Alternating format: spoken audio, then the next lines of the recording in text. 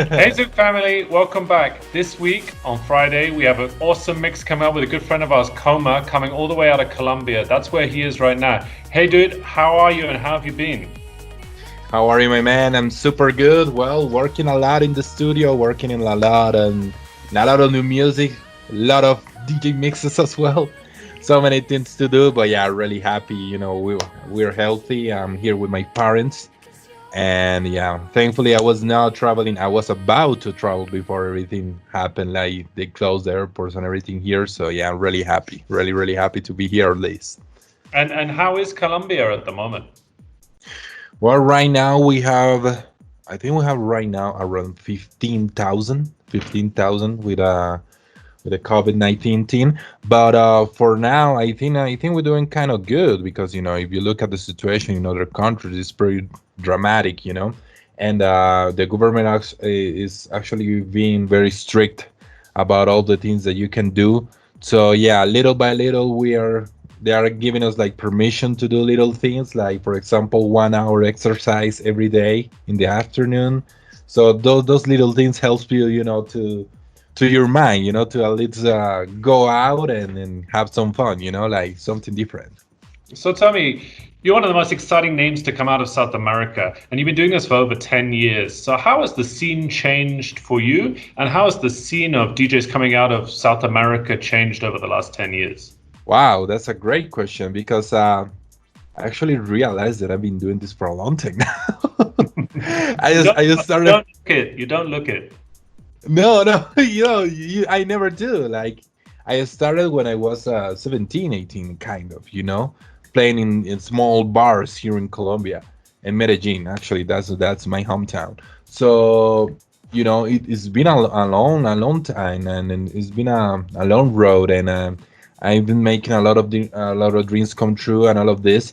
The special thing about it is like I can't talk from my experience because I'm from Colombia, as you guys know, and I'm kind of like the first DJ doing all of this, like traveling actually like around the world. There's a few guys, a few colleagues that they are doing very important things, but in my case, I'm kind of like the one doing like this open doors kind of exercise, going everywhere. Like for example, I don't think you guys ever heard a Colombian playing in Zouk, So, it's a huge honor for me to do this for my country, and I seen the growth of the electronic music due to social media, globalizations now. The people has access to actually, look at DJ sets like in the other side of the planet. Those kind of things didn't happen, and what wasn't happening when I was starting. So yeah, like all this globalization, you can watch that to the big festivals, to the big DJs, and you can get closer to them through social media and all of this. So yeah, that's helping to the culture, to the scene, to actually to grow a lot here in South America. There is a lot of new talent that looks very promising. So when you were growing up, what was the music that got you to inspire you to be a DJ? Because when I think of South America, I think of reggaeton, or I think of Totally. more, salsa, these kind of musics. Now, I've seen a huge spurt in what I would call Central South American artists. J Balvin is becoming really big. Pitbull's obviously been around a while, but this is less on electronic music side, more on live performance driven. So, what inspired you to go and buy yourself a couple of decks and start? Oh, that's crazy, man. That's a great question, and I'm really happy that you know more about our culture as well. Of course, I've grown in Medellin, as you know, and all the music that I heard when I was a kid was salsa, vallenatos, merengues, all of this type of music, like cumbias, like Colombian traditional music, and that's the music that I grew up with. And then when I was like 12, I think, no, not even 12, like 11 or 12, I have a big sister, and she had one of those very famous CDs called Trance Factory. She got one of those, and she put that on the CD player, and I was totally blown away because, I knew a little bit about it, but I wasn't actually like into it, like paying attention to it. And I remember Paul Van Dyke for an Angel, this Wow. track. I was like Jeez, what is this? I and that, and also Daft Punk. At the time of Discovery, I was like 10 years old, and when they released Discovery, that album with Interstellar 5555, that was incredible. By the way, I'm a huge fanboy of Daft Punk. So one more time, aerodynamic, harder, better, faster, stronger, all these tracks. I didn't understand what was actually going on. I didn't understand that was actually electronic music. And then that was kind of at the beginning. Then I heard for an Angel by Paul Van Dyne. I was like, what is this? And then I was in school, and I started doing all of this, like the radio station of the school at the little parties with my friends, and then when I was going to graduate from school, one of my friends, they were like, "Yeah, you're gonna be a DJ. You're producing, you're doing great tracks and all of that." So they came with the name of Coma, because I was leaving the people in a state of coma with my name, with the parties and everything. And then we changed the letters, and that's the reason for the name, by the way. And yeah, that's kind of like the thing, like I should try to put in my music all this groove, this movement. You see me playing in videos and everything. I'm always moving like very, with the Latin American flavor. But it's because those are my roots, and I try to put them on my music as well. So tell me, I've never been to Colombia. I would love to go, and I think a lot of us, maybe in a misconception, would know more Yeah, about Medellin, would know more about Colombia because of these series to do with Pablo Escobar Narcos. or Yeah, Narcos, right? But I think it's a yeah. very one-dimensional viewpoint. Tell us, what is the music scene like now in Colombia? If we were to go out, I was to come and visit you, which I would love to do, and you were to take me out, what could we More than welcome, experience? brother. What could we experience when we go around in the clubs there, in the bars there? What do people listen to when they're going about their day-to-day life? Well, yeah, let me explain to you something. Each country has its own history. So, Germany has its own history, the same things in Asia and the States and everything. For us, what's that? Back in the 80s and the 90s, with all the drugs, the cartels and all of that, with Pablo Escobar and everything. Of course, I was just a kid. I was just born. I was born in 91. And I didn't have that whole experience. I had the after Pablo Escobar, which is still pretty freaking hard. And that was a very, very, very horrible history actually here in my city, because there were bombs and so many things going on. It was one of the most dangerous cities in the war. And after, I must say, like maybe since 10 years ago, around, no, maybe 15 years ago, there has been like a lot of evolution in especially here in Medellin. Medellin is one of the most advanced cities in Colombia in technology, in terms of technology, in terms of innovation, with all the public transportation and all of that. And the culture that us as citizens of the city, we put our culture to not try to get back to that side. So I'm part of the new generation. I'm kind of like a new adult now. So we don't want to show, to reflect that we were part of that. So Sure. these new generations of Colombians are showing a different face of Colombia. So you see James Rodriguez, you see Radamel Falcao, they are football players. You see Maluma, you see J Balvin, well, me, things like that. We're trying to show the world that Colombia is not drugs. Sure. I wouldn't say, like, unfortunately for me, for us, like Narcos went to Netflix and became this super big show, because the people still think that Colombia is like that. But that was like 30 years ago already. So this kind of questions and everything, I don't get like upset or something like that if someone asks me, because that's normal. You are outside of the war, you are in another country, so you don't really know what's going on here. But right now, Medellin is actually a very safe place. It's a very beautiful city. A lot of Europeans, a lot of Asian friends that comes here, they love it so much. Like recently, my friend Orjan Nielsen, he was here, and I took him out, and to see all these beautiful well, places that we have here. For example, here in Medellin, we have a Guatapé, which is a huge rock. They said like back in the day that was like something coming from the space and landed here. It's a very it's something very unique.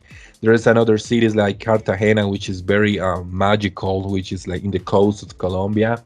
There's Cali, like so many things that you can actually see here in Colombia. But especially, one of the most impactful cities in Colombia is my hometown, is Medellin, and I can tell you right now, you come here and you fell in love with it. It's a lot of fun, very beautiful girls, nice people.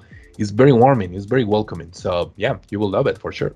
I think you hit the nail on the head. The South American community that I met is some of the friendliest, warmest people I've ever met in the world. And the second thing which you say, which is so accurate, is every single country on this planet has a history, and it's not Exactly. a reflection of what it is today. So I think you're spot on. Exactly. Like as I'm telling you, like Germany right now is one of the most advanced countries in Europe and maybe in the world. And they were in the World War and all of that, and they were under all these crazy things back in the at the beginning of the last century, no, millennial, yeah, century, yeah, whatever. So you know, there's every country has its own history, and for us, that was it, and it became super famous. So We can I never ask, thought about it. for you, moving into trance, hearing Paul van Dyk, listening to Daft Punk, is there a big trance following in Colombia where you're from? Or did you feel more of it when it resonated when you travel? What's the difference between the reaction to your music at home and internationally? Because you are an international name. You do play around the world. You do have fans everywhere. I mean, myself and the resident here did a mix that comes out Wednesday. We threw in one of yours. So you're a household name. So what is the response as a Colombian homegrown artist to the type of music that you play? Well, here the first genres that were actually like becoming super big were trance and techno, and they still are till today. Well, techno is actually in a very super globalization right now. But yeah, but here in Colombia, trance and techno are the main genres, to be honest. So I remember back in the day, of course, I was a minor, I couldn't go to the parties, but at that time, Tiesto was on fire with all this Baguio for Strings, traffic, and all of that. And I remember I was like 12 years old, and that time Tiesto came here to Medellin. That was like the very, very first big concert here in Colombia from a DJ, and that changed a lot the vision for the people for electronic music. So they just started putting like electronic music clubs here in Colombia. That was not only about Colombian music and all of that. At that time, reggaeton wasn't even like a huge thing then, and then everything started growing. I became a major, 18-year plus, and yeah, I just started playing to clubs and all of that, and I've seen all the community and everything like growing, and the people is really proud that everything that I'm doing, because they know I was the kid with 17 years old playing in bars and everything, and then opening for the big DJs when they came here. And then I started traveling around the world, and then they seen all of that, and it's crazy, because I'm the one telling the story. I'm the one in the story, and for me to tell this is like I'm talking about someone else, But then so many kids now that I'm here in Medellin, they see me in the streets and they're like, "Man, you're an inspiration for us. That shows that dreams can come true. Like, keep doing what you're doing. We're really proud of you," and all of that. So that's really beautiful. Hey, congratulations! That's a phenomenal thing. To inspire other people is a gift. So that's Oh amazing. man, like as I'm telling you, it feels like I'm someone else, because I'm a normal guy. If you ever meet me, I'm just like a regular guy, but then sometimes you are not aware of the impact that you're doing to the culture and to your country, and when you see the faces and the people and the way they look at you, like they're super proud of you. Sorry, my bad.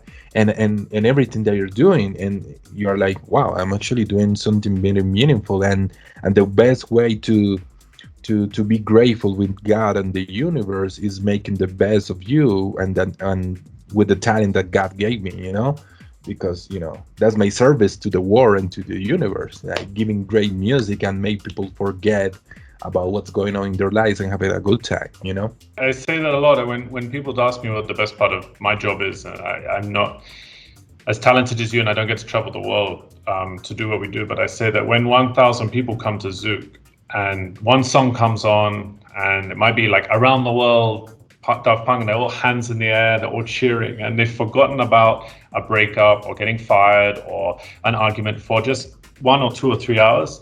It's the best feeling in the world to see people outside of themselves. Man. You know, like, and also, you know, another plus that I have is, of course, I'm doing that with my own creations. You know, it's crazy because it's my mind that's showing to thousands of people around the world, and it's making all these people happy, and it's very surreal to actually think about it. Like, if you think about it, I'm just, you know, blessed to do this. I'm really happy to do this. So I'm going to quick fire some questions at you because I want to get people to know you a bit better. So come out with any answer you like. So I'll start easy with you. Who inspired you to be a DJ?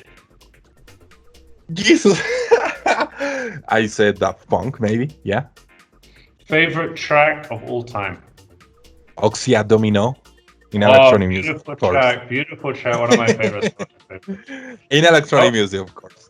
Oxia Domino was basically my surgeons into techno for sure. It was the first one I heard. Still gives me goosebumps. You know, like quick, like a little recap here. That track, you can play that track, I will say, like 15 years from now, and it still sounds amazing. That's a timeless track, you know? Works every freaking time. I love it. So I paired Disco Volante with Ida Engberg. Oxia Domino with Disco Volante by Ida Engberg. Both of them are timeless, beautiful tracks, man. I love both of them. Yeah. It's amazing, man. It's amazing. Yeah. Beautiful music. Love it. Okay. Your dream collaboration? Daft Punk. There's a trend here. There's a trend. That's a very hard one, man. But, you know, it's not wrong to dream. You know, you never know. Okay. Coma represents Colombia at the Olympics. What is it in? What is it? What? Sorry. You're going to represent Colombia at the Olympics. What sport will it be in? Jesus.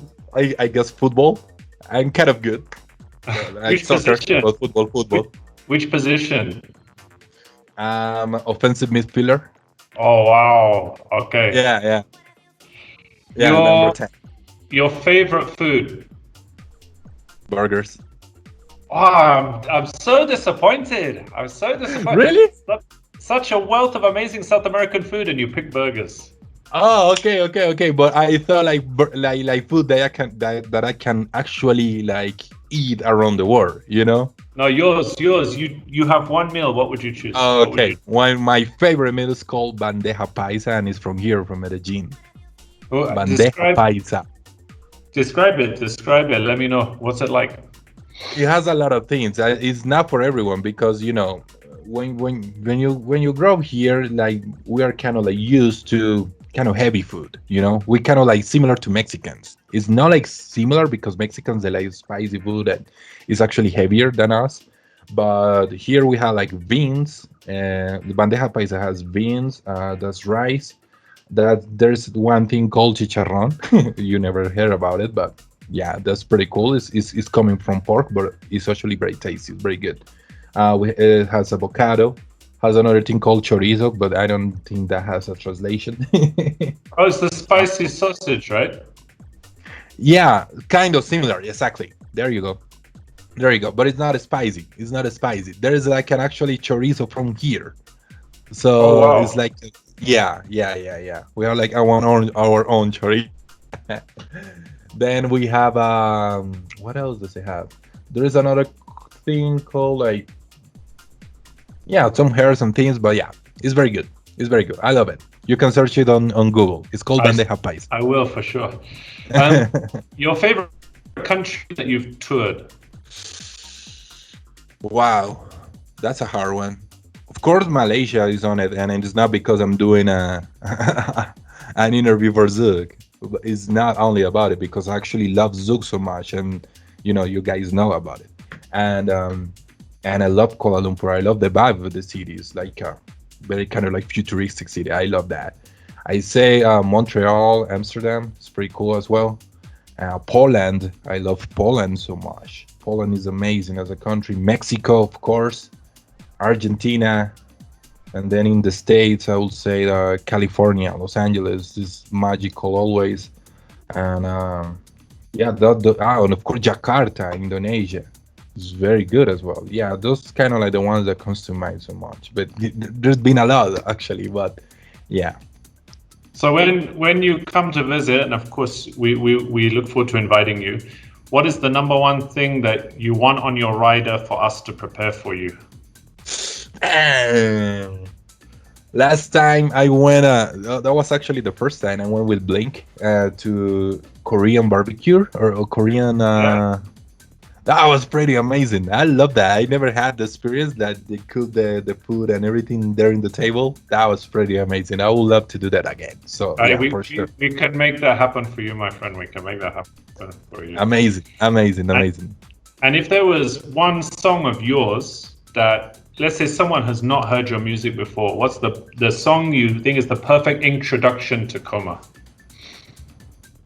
There's I think there's actually the thing with Khomha is like I try to show difference because Khomha is like in the middle, and the middle of Khomha is progressive, but Khomha goes from progressive to techno to progressive house to progressive trance, and then to actually techno. But I would say like the track that represent everything of me might be Tierra, and the other one might be Deja Vu. Those two tracks are Khomha all the way. Yeah. So you're a football fan, I take it. I am. Yeah. Who is your team? Jesus Christ. There you go. No, I mean, I like teams that play good football. You know, I'm not like a die-hard fan of anything. I will say that I'm a die-hard fan of the Colombian national team. That I go crazy, man. That I go like with my T-shirt. I'm like, fucking, let's go Colombia. You know, with my national team, I'm all the way. But then about club teams, for example, I like things that play well, as I'm telling you. So, for example, I Liverpool last year was amazing. Then maybe we might say like in 2013, Borussia Dortmund was incredible with Götze, with Lewandowski, with all these guys. Then even if we go all the way back, we can have Manchester United or Brazil from 2002, the World Cup winners with Ronaldo, Rivaldo, Ronaldinho, and all of that. That was totally. Then, you know, like in 2014, Colombia in the World Cup, that was freaking amazing with James Rodriguez and not, you know, being the top scorer in the World Cups, you know. So yeah, I love football, man. I like and I like to see like teams. I'm not a big fan of just the popular teams. So, for example, everyone might say, "Oh yeah, Cristiano Ronaldo and Messi and Real Madrid and Barcelona and all that." Even in FIFA, I don't even play with those players because I like to go to kind of like the underground, like the players that are coming up, like the rising stars, and I like to watch all of that. For example, Haaland. I used to watch Haaland. He's one of the top scorers right now in the UEFA Champions League. So I used to watch him with the other team that he was playing before, with the Leipzig. I don't know if that's the correct pronunciation of the team. Yeah. So, you know, I like to see those kind of things. The same thing with Sancho and the same thing with Mbappe when he was playing in Monaco with Falcao and all of that. So, yeah, I like that. So you play FIFA? I do. Yeah, I do. So last week, Orja Nielsen challenged me to a game of FIFA. And once we're set up, I'm taking it on. Are you up for that challenge also? Oh, man. Of course. But I mean, it's on PS4. I play on PS4, so that's no problem, dude. We'll get it set up. We have, and then Let's you do see, this. Orjan is very confident. He's very confident. Oh, really? Oh, okay. No, I'm not that kind of guy. I just take it easy. I'm like, you know, low profile. I play FIFA. I do okay, you know, but yeah, I don't like to come here like, yeah, man, I'm gonna beat your ass and all that. No, you know, low profile, little Colombian guy there, you know. Then you see what happens. Then you see what's up. Hey, listen, Khomha, this has been a lot of fun. I've really enjoyed myself. Thank you so much. And thank you for giving us an insight outside of music as well. It's been fantastic to talk about your home country. 2020 has been a very difficult year for a lot of people, but 2021 should be a new start. And we would love to bring you back to Malaysia. A lot of people here would love to see you again. And we would love to chat to you again and see how you are and see how you've been. But in the meantime, thank you so much for your time. Please stay safe with your family. And we cannot wait to see you in 2021 in person. Oh man, no, of course we do Korean barbecue. We can play FIFA and have a lot of fun in the clubs and all of that. Hey, thank you so much for everything. I always feel every time I go to Malaysia, I feel very welcome, you know, and the people is very warm with me and they really love to feel my music. They are always there for everything. So thank you so much, guys, for your support. And as you're saying, you know, 2020 has been difficult. And you know, not only for us, but then imagine people that's going in the streets, that people, you know, whatever you can do to help people, do it. You know, if we are in a privileged position when we have food, we have a house, we have, you know, a place where to sleep. Some people are in the street. So yeah, you know, you guys, whatever you can do to help people, do so. They need it for sure. Yeah, 100%. And thank you for taking part in the thank you video we did for the emergency services. Obviously, there's a lot of people who are doing a lot. Man, you know, like whatever guys you need, I'm up for it. Like with the people that treat me well, and you know, Malaysian Zouk, all the family of Zouk family, they've been amazing with me every time I go to Malaysia. So I'm up for it always. Thank you, my friend. Stay safe. Look after yourself. Look after your family. We got a mix from you straight after this. We can't wait. And we'll be in touch very, very soon. All right, my man. Thank you very much for the invitation and enjoy the mix. Thank you, bro. Take care. Bye.